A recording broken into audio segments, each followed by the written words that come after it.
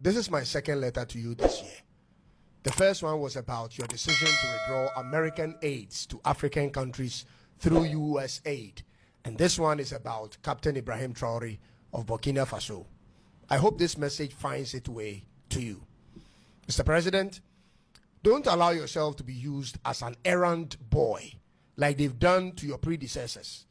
You stood against the status quo, and that's what got you elected. It's important you keep to what has given you success and what you truly believe. Concerning the reports your army generals are feeding you with, Mr. President, you need to find out from we the African people through a non-biased route concerning what we the African people really think about the situation.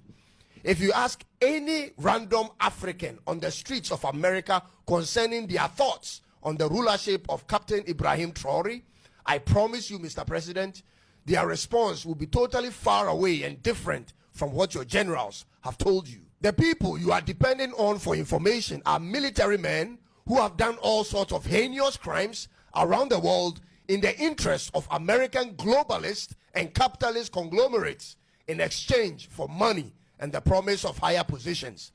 You cannot indulge in that nonsense, Mr. President. You are better than that. When you won your elections last year in America, many Africans celebrated it, including myself, because of what you stood for, the things you spoke about during the campaign. It was nothing but common sense. It resonated around the world. You stand for America, and I respect you for that. Can you also allow us to stand for Africa and for our Captain Traore? Can you do that?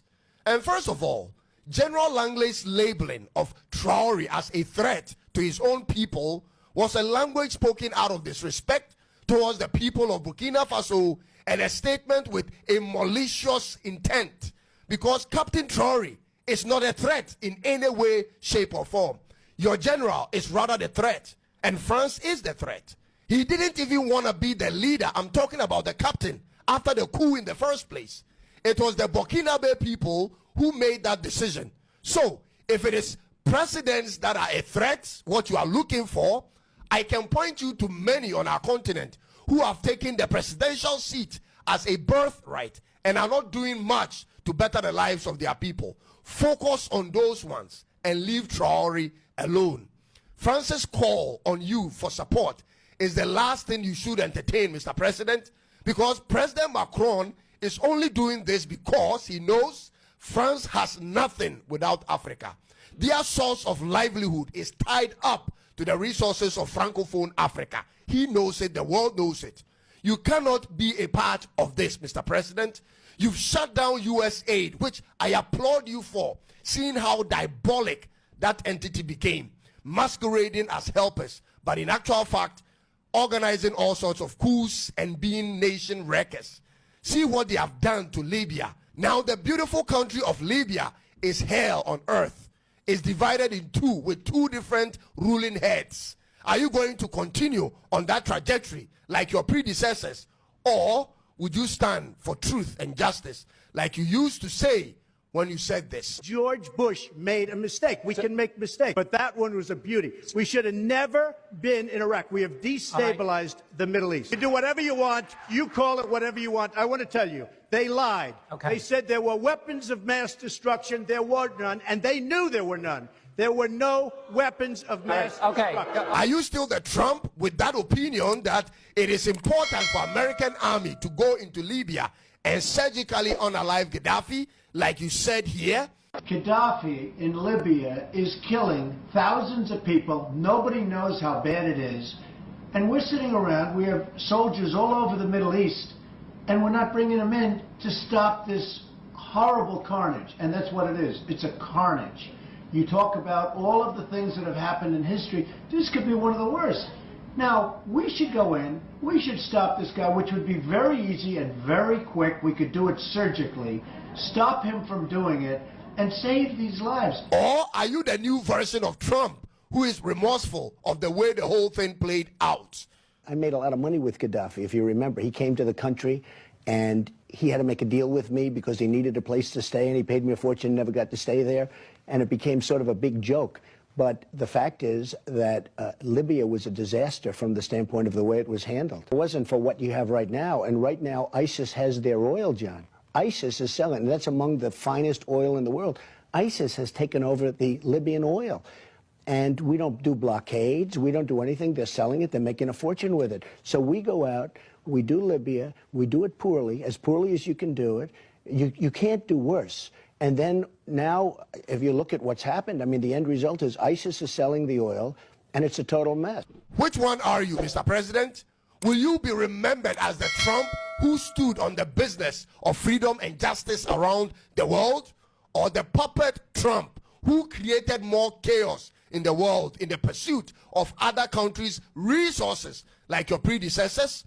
Will you allow yourself to be manipulated by the American corporations into starting a new war in Burkina Faso too, Mr. President?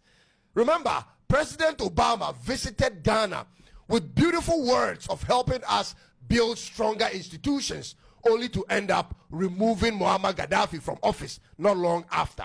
Is that the tactic you are also trying to implement? I just want you to know with all seriousness, Mr. President, that the mineral reserves of Burkina Faso and every other country in Africa belongs to we the people of these countries and not America nor France. Moving forward, that's how we want it to be. Take care of your resources and we will do the same. In addition to that, Mr. President, be honest with us on this one. When you told the Canadian Prime Minister that you didn't need their timber or their lumber and you didn't need their dairy and this and that and all that kind of stuff in the recent trade war with the world, did you actually mean it, or was it just the usual American sarcasm of saying one thing but actually meaning another? We don't need trees from Canada. We don't need cars from Canada. We don't need energy from Canada. We don't need anything from Canada. So where we can be self-sustaining, which is in most things. Look, we have more oil and gas than anybody. Our forests are massive, massive forests. We're just not allowed to use them because of the environmental lunatics that stopped us. So I'm going to be freeing that up very shortly so that we don't have to go to other countries to buy lumber. Or could it be that you don't need those supplies from your fellow white nations, but will kill anything in your path to take from the vulnerable black nations? We want to know that. Where do you stand on this, Mr. President? I can tell you this for sure. This wind of change won't stop. I can promise you it's only going to spread across Africa eventually. The era when the limited media manipulated the narratives and served to us as truth is gone.